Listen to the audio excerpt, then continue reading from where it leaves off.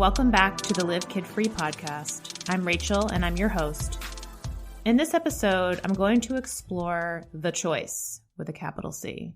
I think there's a lot of emphasis placed on the outcome of what people choose, whether they choose to have children or not. But I think it's also important and relevant to really dive into the complexity of this choice and how difficult it can be for many people. Choosing to live kid-free is not always cut and dry, and it's a much easier decision for some people than it is for others. I think this spectrum of ease ranges from, I never wanted kids, next, to like an agonizing, consuming, multidimensional, existential struggle that may temporarily subside, but never really ends. And for other people, there is no choice, and they must accept living kid-free regardless of how they may feel about it. I'm going to focus on those of you who experience a lot of difficulty with this choice. It really is easy for some people, and I congratulate you, hats off to you. But for other people, it can really be agonizing. Some people seem to know from an early age that they don't want kids, while others really struggle with it throughout their entire lives. Some people know they don't want kids, but struggle with like the differentness of it and what it means for their relationships or their future. You know, I played with dolls or I didn't. I liked babysitting or I hated it. I had a really big family and I loved that or I hated it. Like, who really knows what the early indicators are of someone who ends up not having kids or not wanting kids? There's really no formula. And who the fuck really knows? It's a feat of self-love and personal evolution to really embrace our truth and be our authentic self in general, especially when that truth involves rejecting what some people ardently believe is both a biological and cultural imperative. So, why is it so difficult to choose a kid-free life? I think fear is the most important part of this. I don't think we can talk about this choice without having a conversation about fear. And fear is probably the most visceral and powerful human emotion. So it makes sense that it goes hand in hand with our decision on whether or not to procreate. Opting out of parenthood raises all kinds of fears. Fears about being alone and dying alone.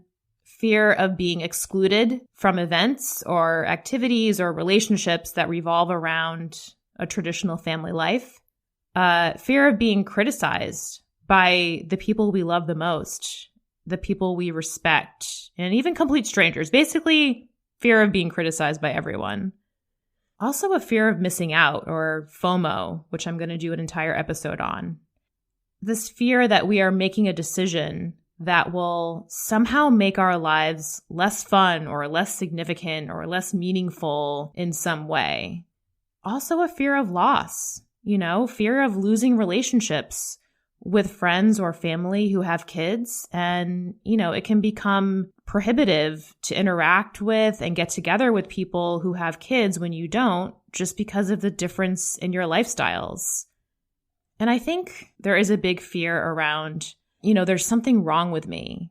I should want kids. I should have this desire, this inherent biological desire to pass on my genes, but I don't. Am I biologically broken? Like, what the hell is wrong with me?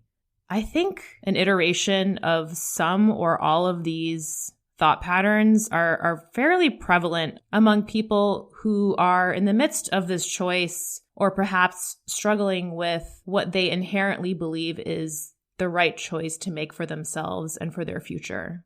So this fear has a lot of different faces and forms, and it manifests in a variety of different emotions. Fear can manifest in a multitude of ways that may not be immediately recognizable as fear, but are inherently driven and inspired by fear. Side note, I personally believe that all human emotions can be categorized into either fear or love. So this may feel overly simplistic to some of you who, recognize more nuance in the human emotional state, but that's just my personal belief. One manifestation of fear is anxiety, which is really fear of the future or fear of the unknown. Another form of fear is anger. And I think this is like a fear of vulnerability that feels like a threat, like an existential threat. Another form of fear is resentment, which kind of goes hand in hand with anger. But I think the difference with resentment is that resentment is really a fear of being treated unfairly or treated unfavorably by others. Another manifestation of fear is hatred. Hatred is seeing characteristics in other people that you fear exist in you. And also self-hatred. Fear of some type of ugliness in yourself. Another form of fear is insecurity, and that's really a fear of inferiority.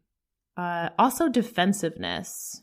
Being defensive is really a fear of judgment and rejection by other people, especially people that we actually care about.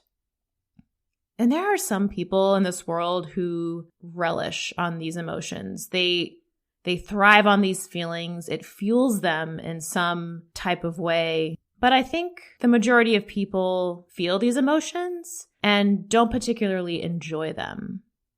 So why are these emotions so detrimental, especially in this context of living kid-free and making the choice to live a kid-free life? These fear-based emotions are just not helpful. They aren't empowering. They don't add value to your life or to anyone else's life that you touch. None of these emotions encourage you to be the best version of yourself. And I think fear-based emotions and operating from a fear-driven state really gives you this mentality of a victim. And this victim mentality is basically where you perceive yourself as somehow oppressed by the thoughts or behaviors or choices or actions of other people. If your objective is to feel confident and positive about your choice to live kid-free, these emotions don't align with that objective and will actually be detrimental and take away from that. Ultimately, I think feeling positive and confident about your choice to live kid-free is your choice. It is absolutely within your power to control your emotions around this choice. And I think in order to really feel positive and confident about your choice, you must take ownership and agency over these feelings. And I think there are constructive, positive ways to sort of deal with these fears, with these fear-based emotions. And I think the first thing is just to notice them. Just notice that they're happening and honor them. Let them happen. Let them pass through you, but don't let them get stuck in you. I think also it's helpful to focus on really staying present and maximizing the present moment, because the present moment is really all that truly exists. So your anxiety about the future or your fear of losing your relationships or your fear of missing out or the hatred that you feel towards some people who have kids and maybe don't think or act the way you want them to, all of those thoughts and the feelings that result from them can really be muted. They can be silenced if you are truly present in the moment and focus on just living your life here and now. And, love yourself. Love your authentic self. However you show up to the world, love yourself. Be kind to yourself. Tell yourself that it's okay to feel whatever it is that you're feeling. I think a big sort of coping mechanism, if you will, or strategy for dealing with fear is to avoid comparing yourself to other people. And I think this is a dangerous game, especially when you're wrestling with a choice that inherently leads you to compare your life and your lifestyle and your life choices to those of other people. There is an infinite amount of comparison that you can draw between yourself and other people. And I think when we compare ourselves to other people, we tend to compare ourselves in a negative way. Oh, I'm not as good as this person. I'm not as smart. I'm not as successful. I don't make as much money. We focus on more of a self-deprecation than a self-empowerment. We often don't think, I'm so kind and I'm so loving and generous and I'm such a great friend and I'm such a great boyfriend or girlfriend or lover. We often choose to compare ourselves in a negative light. If you can change your thoughts about the difficulty and the heaviness of this choice that you're making, you will change your feelings about it. There's this podcast called Unfuck Your Brain that I'm obsessed with. And the woman who is the host is also a master life coach. Her name is Cara Lowenthal. And her entire mantra, philosophy, business model, everything is really built on this idea that your thoughts cause your feelings. And if you are able to change any negative thoughts you have around choosing to live kid-free, then you will, as a result, change your emotions around it. And I want to sort of flip this for a second. The choice of whether or not to have kids is difficult for everyone who is pondering this decision. And fear plays a huge factor, no matter what you end up choosing, and even if you choose to have kids. People can want kids and still feel the same exact fears that people who don't want kids feel. FOMO, fear of missing out on things or experiences that you love that you won't be able to do anymore because you have kids.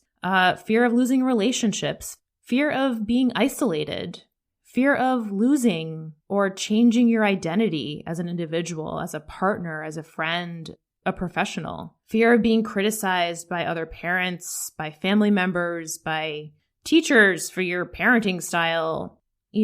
Fear of body changes, of health problems, not having enough money, not having enough free time, not having enough resources, being a shitty parent, relationships going sour. Like maybe you're worried that your wife or your husband will no longer love you because your identity will change as a parent.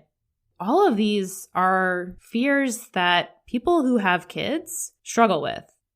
My point is, while people ultimately make different choices about whether or not to have kids, people on both sides of the fence struggle with the same underlying emotions and angst about their decision.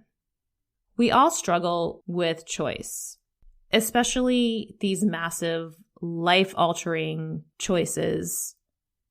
While choosing not to have kids may feel like just the heaviest and most significant choice for you, a different choice is heavy or significant for someone else, or even this exact same choice, just with the opposite outcome. You are not alone in your struggle, no matter how alone you may feel.